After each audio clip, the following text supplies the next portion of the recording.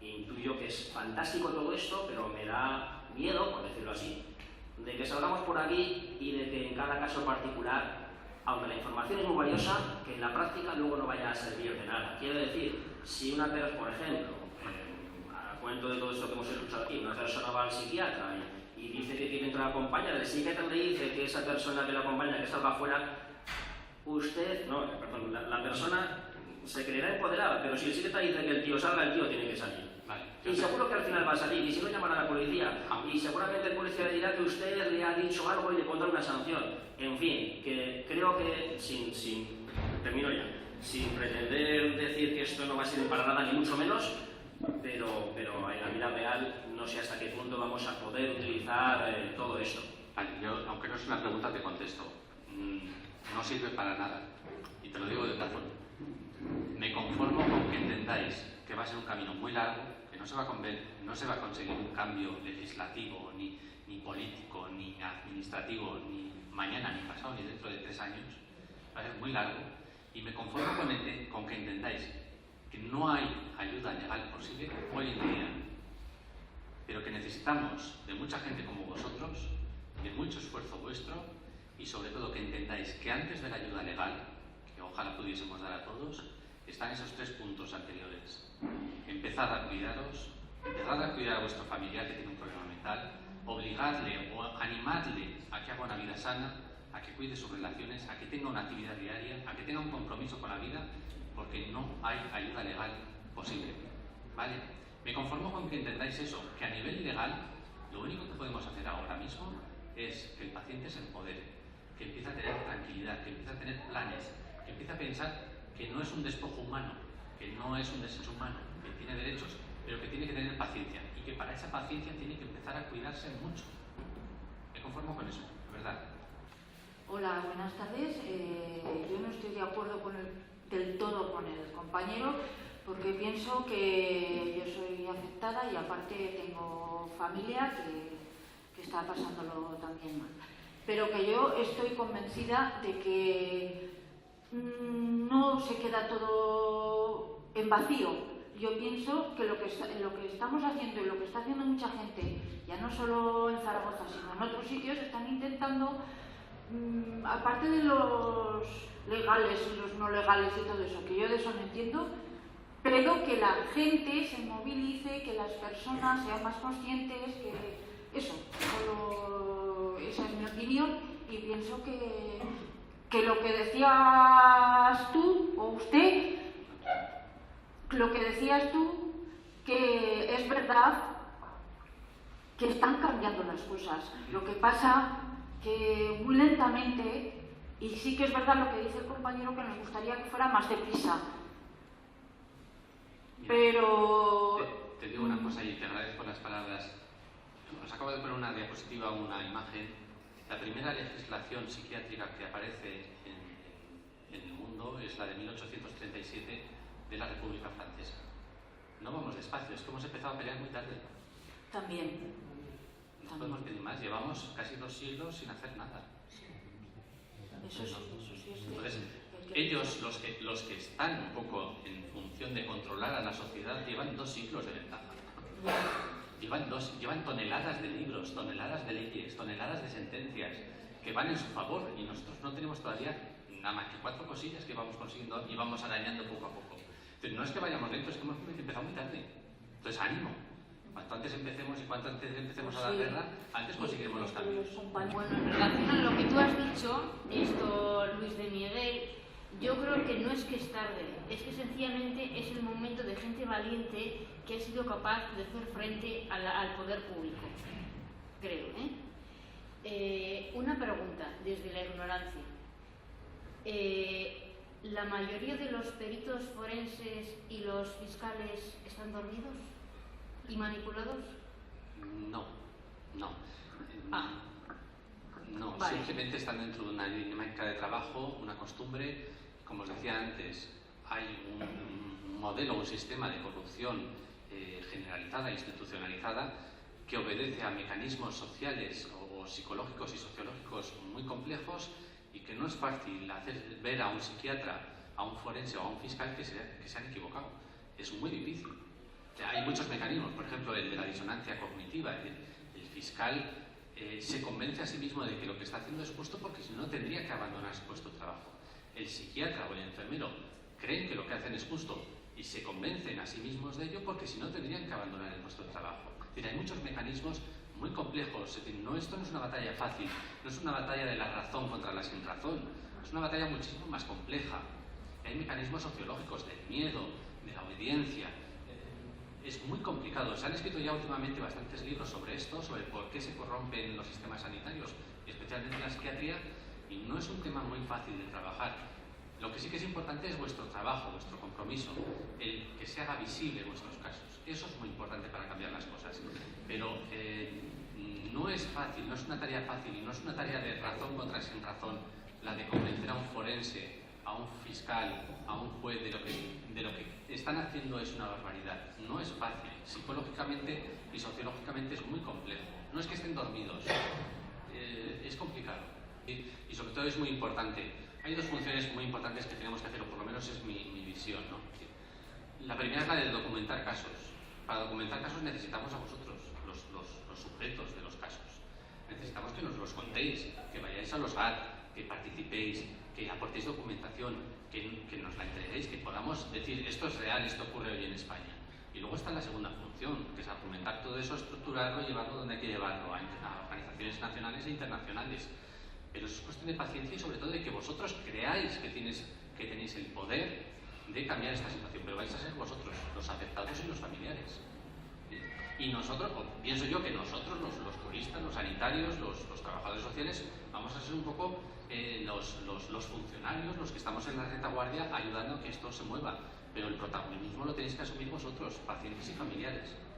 Yo soy trabajadora social y he trabajado en la administración pública.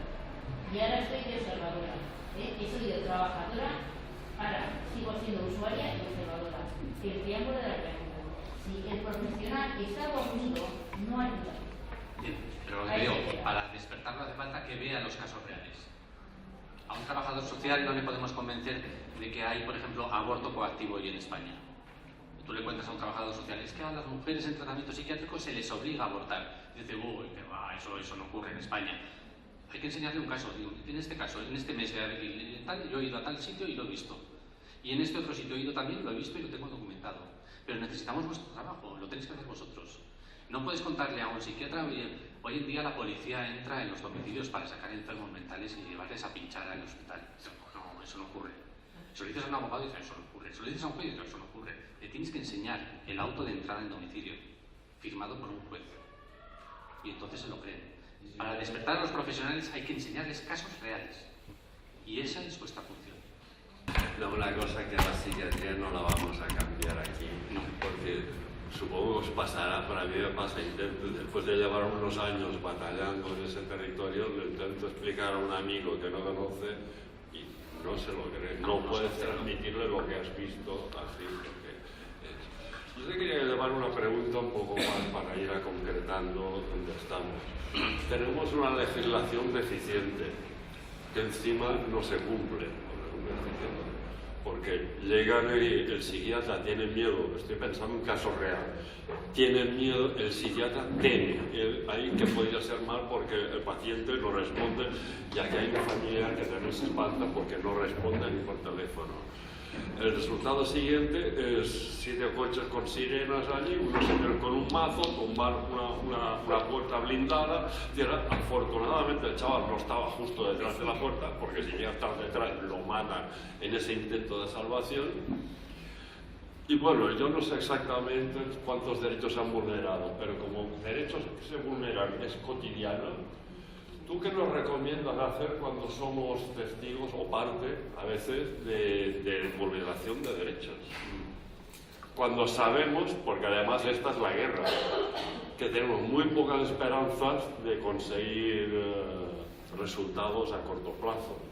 O sea, yo podría protestar y muchas veces no se hace porque ya sé, eso no va a servir para nada, o me imagino que va a ser para nada. Vale, yo insistir un poco en lo que os había contado antes de las estrategias de defensa extraprocesales y preprocesales. Es decir, esas situaciones se van a dar y se van a dar durante muchos años, desgraciadamente.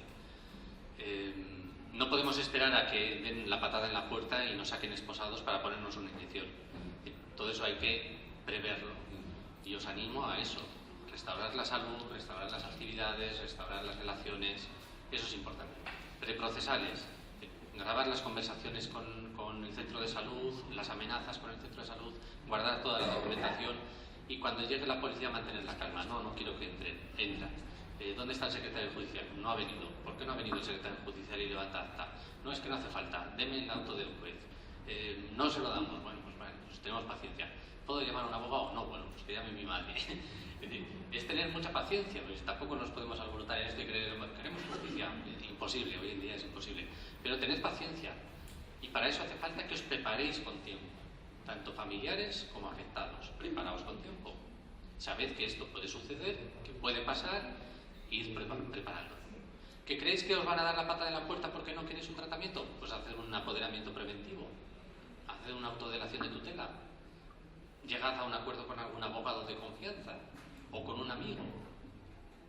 ¿Me explico? Es mucho más importante la prevención que la lucha, porque tal y como está el ambiente hoy en día, hay muy poquito que luchar, hay muy poquito margen de lucha. Pero yo sí que recomiendo que antes de pensar en luchar o en defender vuestros derechos, defendáis vuestra propia vida, vuestra propia dignidad, vuestra propia salud. Porque es por ahí por donde hay que empezar. Y ya sé que no es una materia estrictamente jurídica lo que os estoy contando, pero creo que es importante para el jurista, para el abogado, para el que luego va a tener que hacer el papel de ir al rescate, que vosotros hayáis hecho vuestro trabajo antes. Porque si no, realmente es muy difícil. Si cuando va la policía a dar la patada en la puerta, el paciente o la familia se alborota y monta el escándalo, hay muy poco que defender ahí. Así que mucho cuidado, mucha paciencia y mucho quereros y empoderaros. Buenas tardes, quería dar las gracias y a todos los que estamos aquí porque estamos disfrutando para aprender. Bueno, yo quería hacer una pregunta muy directa porque a mí se me ocurrió, bueno, creo que a lo mejor en otros GAT lo están haciendo, desde el primer día del GAT poner como un escrito, como es lo que hacemos en el GAT, y del que habla, el nombre, por qué está allí, qué tratamiento tiene, cómo está. Y normalmente uno hace de secretario, y si no puede hacer otro, hace otro. Entonces quería saber si eso puede servir, como tú estás diciendo, para preparar en algún momento que de los que están allí surja algún problema legal y eso pueda servir, como tú has dicho, los brazos tenéis que preparar, digo, no sé. Porque hago la pregunta porque también en un momento determinado alguno de los compañeros ha preguntado que cómo se iba a utilizar eso y ahí ya digo, legalmente yo claro, estamos poniendo tratamientos, estamos poniendo todo, casi todo lo que se habla en el GAT, escrito en un libro de actas. Bueno, no todo porque no da tiempo, a lo mejor la que está escribiendo se emociona y hay que pasarlo a otro. Pero bueno, normalmente hacemos así, luego terminamos con una frase, con una palabra de cada uno antes de que se va, de cómo le ha parecido el GAT ese día, cómo le ha parecido información, a le ha parecido amoroso, al otro. O sea, que conste que hemos estado y que hemos hecho y que salimos. Entonces, no, bueno, me preguntaba si legalmente es en un momento, pues para contestarles cuando me preguntan cómo se va a utilizar eso, que también me han preguntado. Bien. Gracias. Yo creo que eso es información íntima que no se debería guardar, que no se debería utilizar porque sería muy compleja. Es una información que, incluso pensando en la Ley de Protección de Datos, sería ese tipo de informaciones que tienen un nivel de seguridad extra alto, extra protegido, y lo veo muy complicado pero tampoco puedo meterme en cómo funcionan los GAT porque no soy un técnico de GAT, ya lo siento, pero no me lo he estudiado y creo que no habría que mezclar cosas. En que en un momento dado los miembros de un GAT pueden escribir por sí mismos un informe atestiguando que esa persona ha acudido a las reuniones, ha manifestado tal o cual cosa, eso no habría ningún problema, pero eso sería parte más de una actividad fuera del GAT de apoyo a de un compañero que una función propia del GAT. Yo creo que el apoyo al compañero siempre es posible, siempre que lo quiera, pero creo que en este caso ese tipo de datos no me parece que sean utilizables. Hola Luis. Hola,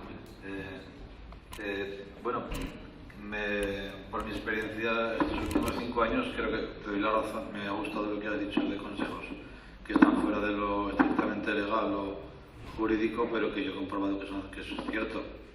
Si no hay una autoconfianza pues sólida y una red de amigos, no solo en lo telemático, evidentemente, sino en la calle, que no es fácil, si no está trabajando, no puede trabajar. Para hacer todas las consultas, soy yo el ruido sobre mi propio caso particular. Creo que el ruido soy yo, ¿no? Que me acerco demasiado. Bien, antes por la mañana he comentado una cosa que era sobre la encefalografía que se me hizo a mí en 2003 y que el médico en cuestión se negó a darme.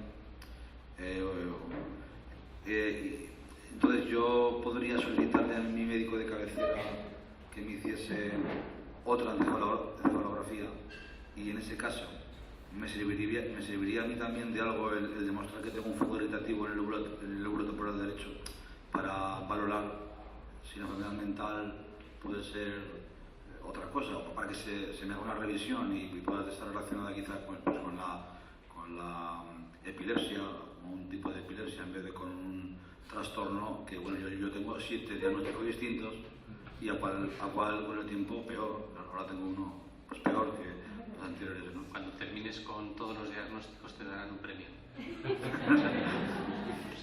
Sí, de hecho tengo algunos contradictorios, o sea, tengo uno sin poder tener otro, pero bueno.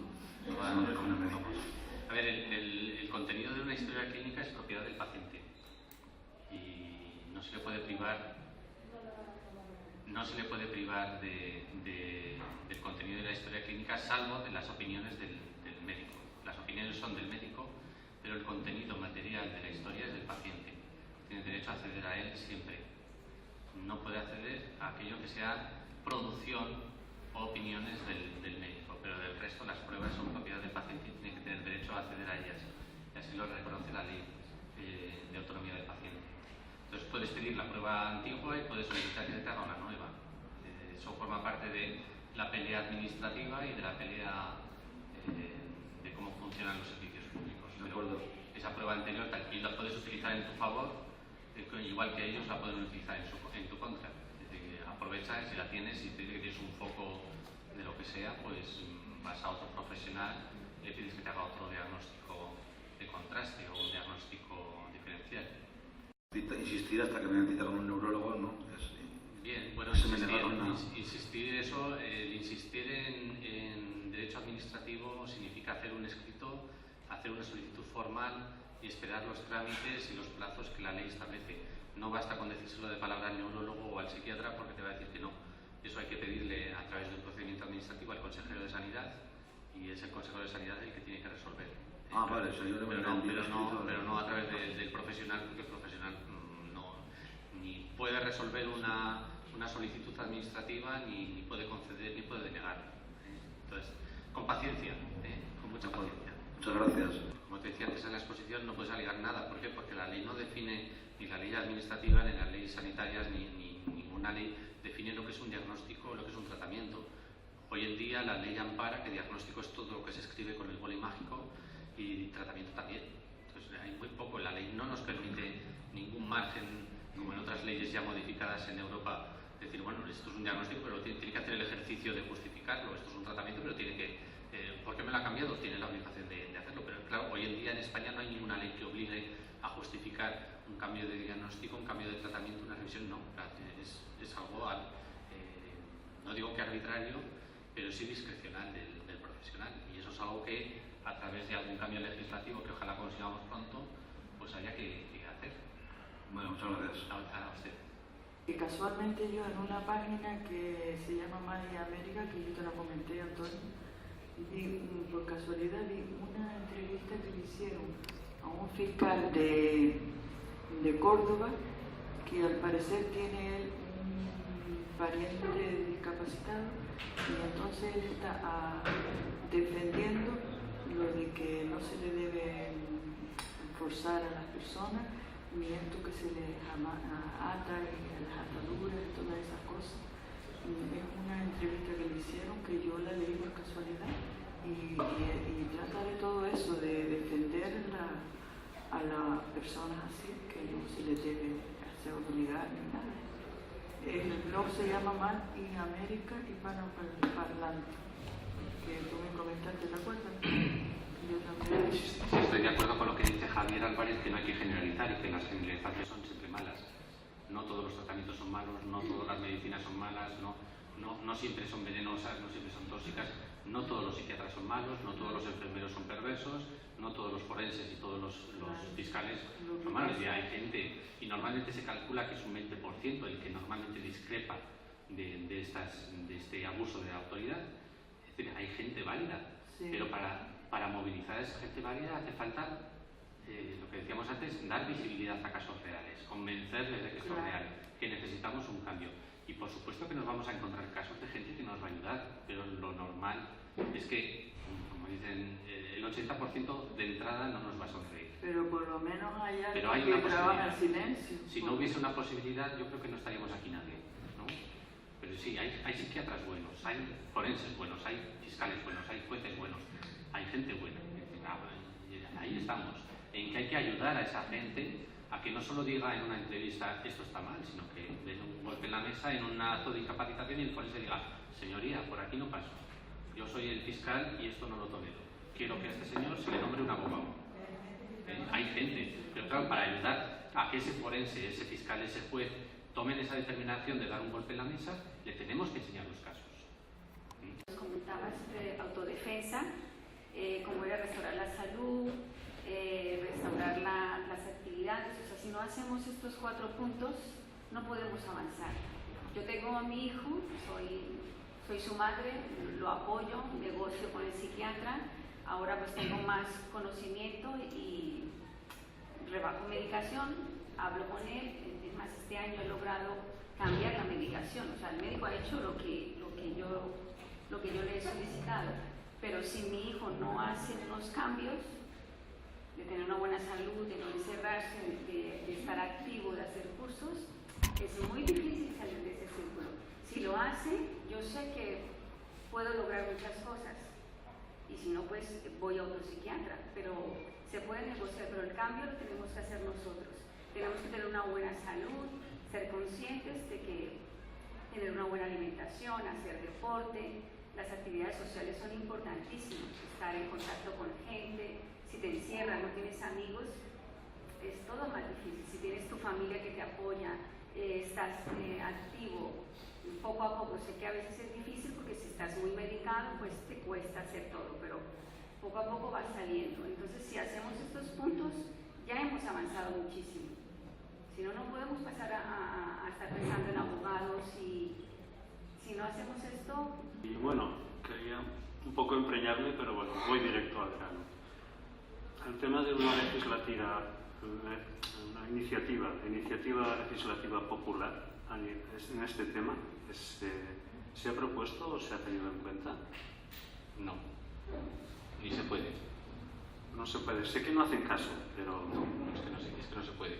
Cualquier legislación que afecte a derechos fundamentales está excluida de las iniciativas populares. Directamente. O sea, no es una cuestión de firmas. Sí, bueno, pues entonces un poco el preámbulo que te quería hacer. He visto que la Revolución Francesa, quizás habría que hacer una Revolución Francesa, pero bueno, a nivel jurídico me han dicho que hoy en día es impensable, pero quizás sería esa, ¿no? O sea, quizás es la base, que somos nosotros, que es donde se puede cambiar, ¿no?, la historia. Vale, gracias. Evidentemente que hace falta una revolución, pero hace falta una revolución dentro de cada casa. Y cada enfermo en cada familia tiene que demostrar que hay que cambiar las cosas, y hay que demostrarlo cambiando el estilo de vida, manteniendo un poco la calma, haciendo difundir los casos, defenderse con paciencia, tener esa constancia, y esa revolución es la que tenéis que hacer vosotros. Tenemos que pasar con su ritmo y con la prudencia de vida, pues de 100 socios a 1000, y de 1000 a 10.000, y hacer esto cada vez más visible. Esa es la revolución que hay que hacer, no hace falta más revolución que esa. Bueno, el tema es que la gente que no tiene tiene esta capacidad para hacerlo. Bueno, poco a poco. Hay que dar ese ejemplo, hay que demostrar que esto es posible, que no es una locura ni de un psiquiatra, ni de un abogado, ni de 4 locos, sino que es una cosa que tiene su sentido común y que somos muchos y que hay mucha gente dispuesta a cambiar esto y que no es una locura, ¿no? Es paciencia, tener un poco de paciencia. En primer lugar, te quiero dar las gracias personalmente y en público por haber estado en los momentos en que te necesitas. Tú has estado, tú lo sabes, y momentos a lo mejor en los que yo he estado dialogando con un policía al otro lado de la puerta. Entonces, muchísimas gracias desde lo más profundo de mi ser. A ti por haberme llamado. Y a ti por estar ahí. Y quería hacerte una pregunta en relación con la incapacitación. Me gustaría saber o que me ilustrara incluso a nosotros, porque hemos hablado de la parte del diagnóstico, llegar al hospital, pero también todo eso conlleva después unas consecuencias. Y quería saber esa incapacitación, si se hace, eso tiene que ser iniciativa de oficio o iniciativa de parte. Y sobre todo que me ilustrara, porque es la parte que a mí me da la seguridad, que me ilustrara sobre tu idea y tu concepción como protección, o se protege a la persona o no se protege, porque ahí el campo es muy difícil. ¿Qué quiero decir? Porque muchas veces yo como persona relacionada con una persona diagnosticada o perjudicada, si me quiero decir, pues muchas veces me veo que he sido instrumento de la administración para hacer sobre todo aquellos ingresos en los que yo entonces no conocía nada la formación que hoy tengo y yo, pues, en mi pasado, con la formación que hoy tengo, yo muchas cosas no las hubiera hecho. Entonces, eso me gustaría que me informaran. Bueno, la incapacitación es un proceso declarativo, que simplemente lo que hace es la autoridad judicial reconoce una situación de hecho, que una persona no puede regirse por sí misma y nombra un tutor o un curador que asista a esa persona en la toma de decisiones. Si ese instituto legal protege o no protege a los incapaces depende de cómo se apliquen esas sentencias y de cómo se aplique la ley. El instituto de la incapacitación es un instituto necesario, tan necesario como la medicación psiquiátrica y tan bueno como la medicación psiquiátrica. Si se usa en el momento y en la situación y en las condiciones propias, pues es un instituto maravilloso. Si se abusa de él, es completamente pernicioso y abusivo. ¿Qué garantías tenemos de que se use bien o mal? Pues depende de nosotros y del control que nosotros mantengamos. ¿Qué es lo que se puede hacer para que se use bien? Pues de alguna manera anticiparse a esa resolución declarativa. Si yo puedo elegir entre que sea el juez y el fiscal quienes decidan el futuro de mi vida o lo decido yo de una manera previa a través de unas instrucciones, pues creo que merece la pena adelantarse y hacer esas previsiones con tiempo. Entonces hago una autodelación de tutela, marco los ritmos y las condiciones en las que se tiene que gestionar mi incapacidad y así le doy el trabajo hecho al juez para que no tenga que pensar ninguna maldad ni ninguna perversión. Entonces también depende mucho de nosotros y de nuestro bienestar y de nuestro autocontrol y que nos vayamos adelantando en los pasos a lo que pueden llegar a hacer los jueces y los fiscales en estos casos. Bueno, Luis, ya hablamos. Bueno, yo con Luis también opté también por hacerme como corpus, vamos, por si acaso alguna vez. Espero que no, pero bueno. De todas maneras, lo que decía aquí José también, ¿no? José, ¿no? Sí. Que en colectivo que no hay ninguna posibilidad que se pueda realmente cambiar algo, porque a mí me ha pasado, por ejemplo, con el maltrato animal, de ir a hacer denuncias y llegar a cambiar cosas, ¿no? Entonces, ¿por qué un colectivo que somos de personas no tienen... es que no me... Porque de hecho hubo un test que corrió por las redes sociales, vamos, por otros grupos también, de psiquiatría y tal, que venía un test con todos los derechos que habían sido violados y te ponían, ¿a ti te han hecho esto? Sí, no, para que no, mucha gente que no puede y está en casa sola, que pudiera llegar a saber sus derechos y confirmarlo, ¿no? Entonces, claro, todas esas cosas tienen que servir para algo. Sí, claro, sí. supuesto que van a O igual que si yo voy a un sitio y le digo, mira, me han hecho esto.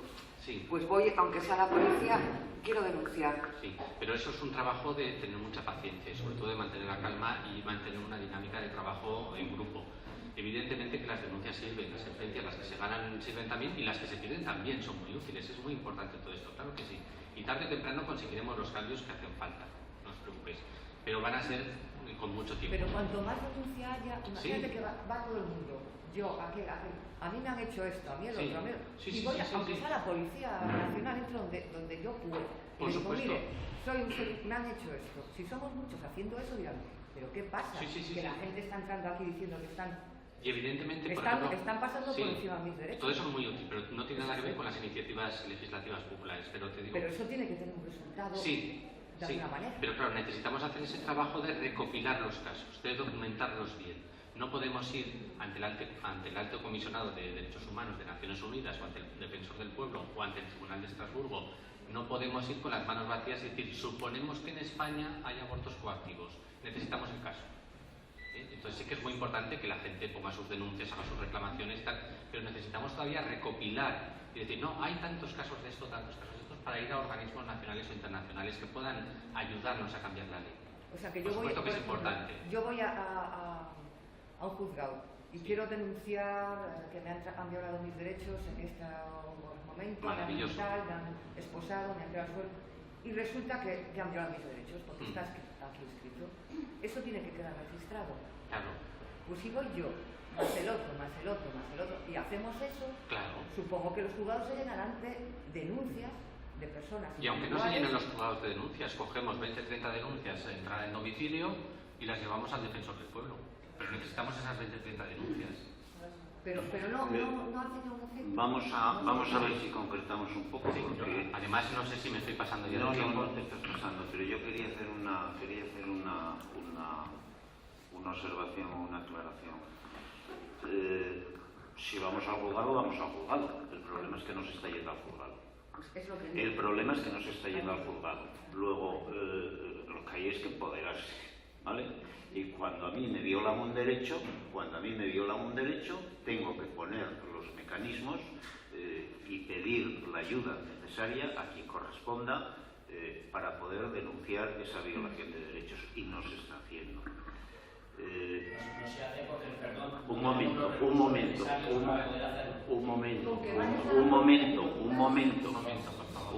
por favor, que no es una cuestión de... Yo quedo alucinado, siempre he estado alucinado de lo mal que funciona la psiquiatría. Y siempre he estado alucinado de lo mal que funciona la judicatura en temas psiquiátricos. Ahora quedo... bueno, ya lo estaba. Fijaros, el 100% de los pacientes que son ingresados involuntariamente en España, prácticamente el 100%, no reciben el auto preceptivo de que han sido ingresados involuntariamente. Nadie les entrega ese auto. Nadie. El 100%. Es más, cuando le dices a tus compañeros psiquiatras, oye, se le ha entregado el auto del juez de que está ingresado involuntariamente, el psiquiatra te dice, ¿de qué auto me hablas? ¿Pero qué hay que entregarle? ¿Pero qué derecho, qué habeas corpus? ¿Qué es eso? Es decir, se está haciendo todo sistemáticamente mal. Tenemos el privilegio de estar asistiendo en España a una exposición de la situación legal en psiquiatría como no se ha hecho nunca. En España todos los años hay 30 o 40 o 50 seminarios organizados por los fiscales, por los jueces de familia, por los laboratorios, por los forenses, para enseñar y para preparar a los psiquiatras para defenderse de posibles responsabilidades legales. Pero no tenemos ningún juez, ningún forense, ningún psiquiatra, ningún abogado que venga a decirnos tenemos que defendernos. Tenemos la suerte de tener aquí a Luis que nos está diciendo podemos hacer algo, pero lo tenemos que hacer cada uno de nosotros. En Nueva Psiquiatría tenemos una línea directa con Luis, un correo electrónico que se llama, que creo que se llama denuncias@nuevapsiquiatría.es, que pasa automáticamente a Luis. Es cuestión de ser prácticos y de siguiendo los consejos que dice Luis, de tener una seriedad, de tener una fortaleza, de tener una constancia, de tener una vida un poco organizada, de tener ayudas y soportes para poder llevar a cabo esa lucha. Cuando tengamos el hecho claro y funcionemos de esa manera, nos ponemos en contacto con él. Ya buscaremos más Luises, ya nos buscarán más. Y ser capaces de demostrar casos, de mostrar casos donde y de conseguir sentencias. Y entonces sí que conseguiremos un cambio legal. Entonces sí que podremos ir a Estrasburgo, o podremos ir a donde yo no sé dónde están esos tribunales, en Estrasburgo, o podemos ir a las Cortes, o podemos ir a donde sea. Pero de momento con algaradas no vamos a arreglar el problema, pero tenemos una oportunidad aquí histórica de empezar a dar pasos, para obtener un cambio de la legislación en materia psiquiátrica. Y es haciendo denuncias concretas y siguiendo las premisas estas que nos señala Luis. Yo no dejo de ser nada más que un loco, un demente, un paranoide cuando empiezo a contar los casos que yo he vivido. Yo no tengo ninguna credibilidad. Tengo credibilidad en tanto en cuanto vosotros me pasáis la documentación que me da a mi pie para probar que esto ocurre y es verdad. Pero necesito de vosotros y necesito que estéis en buenas condiciones y que necesito que os organicéis y que os reunáis y que penséis que esto es real y que es posible. Y gracias a eso podemos ir a ECOSAN, a la Agencia Española del Medicamento, al Consejo de Transparencia y obligar al Ministerio de Sanidad a que se sientan miedo, porque tarde o temprano vamos a abrir los archivos de las autorizaciones de medicamentos psiquiátricos. Y gracias a eso, a esos casos que tenemos ya documentados, podemos ir a hacer una propuesta al Alto Comisionado de Derechos Humanos de Naciones Unidas para que vengan a España y vean la realidad, porque cada vez que han venido se han encontrado con funcionarios que les han mentido y les han engañado. Y podemos hablar con la Comisión Europea para que vengan a España y vean la realidad de la legislación española, que está sin cambiar, a pesar de que prácticamente todos los países, menos Grecia y España, han cambiado. Pero es vuestro trabajo, es vuestra paciencia, es vuestra constancia. Y necesitamos que estéis unidos y que estéis preparados. ¿Vale? Así que ánimo y paciencia. Esta es la doctrina y la mentalidad con la que funciona la justicia en España, gracias al gran maestre de la criminología y el derecho penal español, Jiménez de Asúa. Debe asexualizarse a los enfermos mentales. Los imbéciles, los idiotas, los epilépticos, los degenerados, todos aquellos enfermos de la mente que han de engendrar esos tristes despojos tasados, dobles candidatos a la desgracia y al delito, deben ser objeto de la esterilización, cuando su enfermedad incurable sea, a juicio de los médicos especialistas, transmisible a sus descendientes. Es preciso evitar este legado maldito. Esa es la mentalidad con la que estamos peleando. Y cuando hablamos de esterilizar, hablamos también de internamientos involuntarios, de tratamientos involuntarios, de confinamientos. Esa es la mentalidad que hay hoy. Luis Jiménez de Asúa, en 1918, el gran padre de la criminalística europea y sudamericana y española. Bueno. Para más Henry, presidente de la República Española en el exilio. Buenas tardes, Luis. Buenas tardes. Mira, yo antes hice una intervención por la mañana en calidad de madre de un niño afectado con un problema. Y ahora esta tarde quería hacer la intervención en calidad de afectada en cuestión de lo que estamos tratando aquí, ¿no? Bueno, yo el último ingreso lo tuve en septiembre del 2015. Tuve un proceso de quitarme la medicación hasta en el 2016 y ya llevo más de un año. Es muy importante las tres cuestiones estas de establecer unas redes sociales, volver a tu trabajo, hacer una vida sana. Esto es importantísimo. Y entonces yo ya desde esa perspectiva quiero dar un primer paso, ¿no? O sea, una persona más, una eslabón más en toda esta lucha.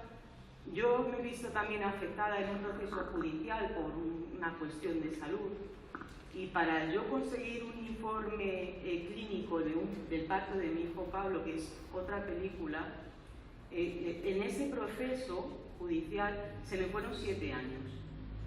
Os quiero decir que cuando uno se mete en un proceso judicial en cuestión de salud y más, en una situación como la nuestra, los afectados psiquiátricos, que somos un poco el despojo humano, ¿no?, de la humanidad, eso sería muy cuestionable, pero bueno, ahí sí, está. No, claro, ¿no? es totalmente cuestionable. Este señor pues opina así. Quiero decir que entras en un litigio y hasta dentro de 7 años un derecho tuyo, que es un informe clínico, que no te lo pueden negar porque es ley, lo tienes que tener tú, tardan 7 años en dártelo. Os estoy poniendo un poco en situación para que veáis que esto de las cosas de palacio dicen, van despacio. Con esos 7 años, hasta que no amenazan con que la policía judicial va a ir a por esos informes si no son entregados, este hospital no entrega esos informes, con lo cual ya lo han modificado y todo eso. Hay un primer juicio en primera instancia y perdemos esa primera instancia, con lo cual nosotros encima tenemos que abonar un 10% de los costes judiciales. Que eso va a razón. Si es entre dos privados, ¿tú entiendes lo que? Sí. Si es entre dos privados, tú tienes que pagar. Si es Estado contra un privado, digamos que invita a la casa, ¿no? Yo sé que es muy complicado, por eso os animo a que tengáis entonces, no es para que tengan un poco una visión de lo que es el terreno judicial y lo escabroso que es y lo fuerte que hay que estar para enfrentarse a un proceso, porque claro, luego está la culpa, está la sensación de que tú podías haber hecho más para evitar todo esto, y eso en un juicio se van a encargar de lanzártelo para joderte bien y derrumbarte, está claro. Allí van a por todas. Una cosa que tú eres una víctima, te van a querer dar la vuelta y te van a intentar hacer sentir culpable. Y lo de la culpa es algo que en mi caso yo he manejado bastante mal y a lo mejor me ha podido llevar al extremo. Bueno, para resumir, lo que os quiero decir que me tocó recurrir, hacer un recurso en primera instancia, perdido, recurrir, y según va recurriendo esas costas van aumentando. O sea, yo tuve que arriesgar, y bueno, he ido en primera instancia, tengo que recurrirlo, porque no puedo dejar esto así. Segunda instancia ya intervienen más jueces, se toman más molestias y tal. Entonces, todo lo que mi abogado recurrió, cada punto que fue recurriendo para ese segundo juicio, nos dieron la razón en todos los puntos, para que veáis lo que puede cambiar un juez de otro juez, un juzgado. No se puede uno rendir. Si yo me hubiera rendido en primera instancia, había tenido que pagar las cosas judiciales, que era una pena en aquel entonces, nosotros también hasta aquí, por una serie de circunstancias personales, y tienes que echar un poquito para adelante, sacar la fuerza de donde no la hay. Y el dinero, ¿no? En principio, cuando... ¿Tiene dinero? Sí, por supuesto. Te voy a contestar a esto, lo del dinero. Cuando yo me enfrenté a esta situación, difícilmente llegaba a final de mes. Porque, bueno, yo te lo voy a... Entonces, difícilmente llegaba a final de mes. Porque tengo 2 hijos con problemas y tenía que pagar terapias, hipotecas y muchas otras cosas. Quiero decir. Entonces, el tema es, yo cuando me pidieron que pagara en primera instancia, yo no tenía ese dinero y tuve que arriesgar. No lo tenía, me había tenido que trampar, ¿eh? Si me llegan a decir págalo, habría tenido que haber pedido un crédito. Hay que estar dispuesto a luchar. La lucha no es solo... Hay que tener paciencia, constancia, la y lucha saber no que es esto no solo es fácil. decir estoy dispuesto a luchar. En la lucha hay que pelearse. Mira, perdona que te interrumpa, pero sí quiero que veáis esto que he puesto aquí atrás, es de 1924, del juez de la Corte Suprema de Estados Unidos, el doctor Oliver Wendell Holmes, que era médico y magistrado de la Corte Suprema, y decía en 1924, en la Ley de Higiene Social del Estado de Virginia, hemos de evitar que la incapacidad inunde nuestras existencias. Es mejor para el conjunto del mundo que en vez de tener que llegar a ejecutar a unos descendientes degenerados debidos a sus acciones delictivas o dejarles morir de hambre por su imbecilidad, la sociedad pueda impedir que aquellos que están manifiestamente incapacitados sigan propagando su propia especie. 3 generaciones de imbéciles son suficientes. esta es la mentalidad del jurista hoy en día. Desgraciadamente han pasado más de 100 años, casi. En el caso de Jiménez de Asúa más de 100 años, en este caso casi 100. Pero esta es la mentalidad con la que hay que luchar, no lo vamos a tener fácil. Seguimos siendo vistos como despojos. Bueno, feliz tarde a todos, todas. Yo quiero compartir con vosotros un poco de esperanza. Porque, yo también, no quiero que lo veáis negro, pero va a ser duro. Claro, fue en Valencia donde se hizo el primer psiquiátrico de España. Y yo creo que... Conozco los estatutos, además, del psiquiatra. Cuando empezamos a sacar a todos la gente de psiquiátrico, de vétera y de psiquiátrico, que se iban a quedar allí de por vida, yo creo que hubo un movimiento importante a nivel, pues desde Laín, Cooper, Basaglia, González Duro y mucha gente aquí en España, y gracias a ellos yo creo que se cambiaron cosas. Ahora también vosotros sois un núcleo muy importante. Seguro que las mujeres de aquí no han luchado para que sus hijos no fueran a la guerra, pero nosotros luchamos y fue primero la objeción, luego la insumisión y otras muchas cosas. Y sí es cierto que las cosas se cambian desde abajo y poco a poco, pero yo creo que este movimiento ya tiene mucha fuerza. Para mí ha sido muy sorprendente compartirlo, cómo empezó y cómo está ahora. Y también lanzar una lanza, hablar en favor de los psiquiatras, que trabajamos por vocación y que desgraciadamente nos equivocamos en muchas cosas, pero que tampoco pretendemos. No, yo también, yo rompo una lanza por los psiquiatras y por los abogados y por los jueces y los fiscales y hay gente muy buena y hay que tener paciencia. Terminamos ya, si luego después de las sesiones coincidimos, si queréis alguna pregunta más, incluso privada, yo encantado, ¿vale?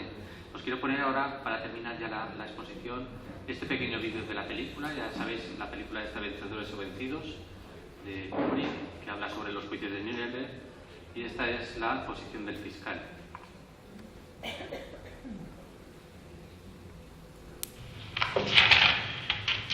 Doctor Vic, ¿se ha referido usted a que se implantaron nuevas normas nacionalsocialistas como la esterilización sexual? Usted sabe que la esterilización sexual no fue inventada por el nacionalsocialismo, sino que fue preconizada muchos años antes como defensa en relación con los deficientes mentales y los criminales. Sí, estoy enterado. ¿Y está enterado de que abogan por ella altas personalidades de otros países? No soy un experto en tales leyes. Entonces permítame que lea algo. Es la opinión de un alto tribunal respaldando tales leyes existentes en cierto país. Dice textualmente: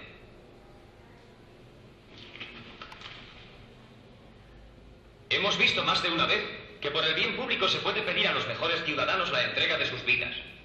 Resultaría pues extraño que no se pudiera pedir también a los que ya han minado el vigor del Estado un sacrificio menor a fin de prevenirnos de ser inundados por la incompetencia. Es mejor para todos que en vez de esperar a ejecutar a unos degenerados por sus crímenes o dejarles sumidos en la imbecilidad, la sociedad pueda impedir su propagación por medios científicos principalmente. 3 generaciones de imbéciles son suficientes. ¿Lo recuerda usted ahora, Dr. Dick? No, señor, en absoluto. Claro que no hay razón particular para que se acuerde, ya que esta opinión apoya la ley de esterilización del estado de Virginia, de los Estados Unidos, y fue escrita y emitida por el gran jurista americano juez del Tribunal Supremo, Oliver Wendell Holmes.